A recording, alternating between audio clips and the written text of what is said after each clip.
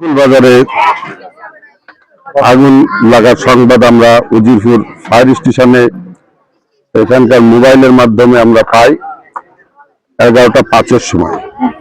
11:05-এর সময় পাওয়ার সাথে সাথে প্রথম কল নির্বাহী গাড়ি স্টেশন থেকে আউট হয় এবং দ্বিতীয় কল গাড়ি নিয়ে আমি আমাদের সাপ্তাহিক যে গণসংযোগ আছে গণসংযোগ কাজে আমি উৎসা রাস্তার মোড় বাজারে গণসংযোগ করছিলাম। এই সময় খবর পাওয়া যায়। খবর পাওয়ার সাথে সাথে উজিরপুর ফায়ার স্টেশন প্রথম কল নির্বাহী গাড়ি আসে এবং আমি গণসংযোগের ভেতরেই আমি খবর পাওয়ার সাথে সাথে দ্বিতীয় কল গাড়ি নিয়ে এখানে আসি। এটা ডাবেরকুল বাজারের পরের বাজারই, এটা ওটা রাস্তার মোড় বাজার, পশ্চিম বাজার।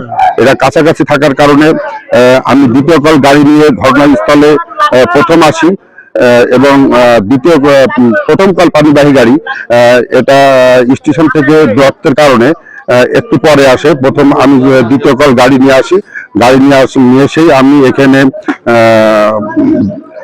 একটি পাম্প ফিট করি এবং দুটো লাইন দিয়ে আমি কাজ করি। এসেই দেখি যে আগুন জ্বলন্ত অবস্থায় আছে। সেই অবস্থায় আমরা আসি এবং আমরা এখানে যে পার্শ্ববর্তী পুকুর আছে, যদিও এটা কচুরিপানায় ভর্তি ছিল, তারপরেও পানি ধরতে একটু সমস্যাও হয়নি, পানি আমরা ধরতে পারছি এবং সাথে সাথে আমরা পাম্প দিয়ে কাজ করছি। এমতো অবস্থায় প্রথম কল পানিবাহী গাড়ি ঘটনাস্থলে চলে এসে প্রথম কল পানিবাহী গাড়ি দিয়েও আমরা অগ্নিকাণ্ড নির্বাপন আমরা কাজ শুরু করি। কাজ করার পরপরই অগ্নিকাণ্ড নিয়ন্ত্রণে চলে আসছে। আপাতত এটা ডাম্পিং এর কাজও প্রায় শেষ।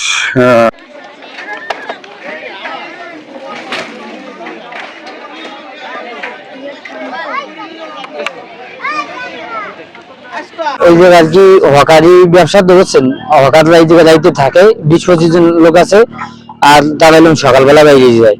পরে আমি এলাম সামনে দোকান আর এইটা এলাম গোডাউন সিস্টেম, এই যে লোকজন থাকে আবার গোডাউনের মালমল থাকে। পরে আমরা সামনে রয়েছি, এই সাইড আগুন ধরছে, কেমনি ধরছে কিভাবে ধরছে এটা বলতে পারবো না।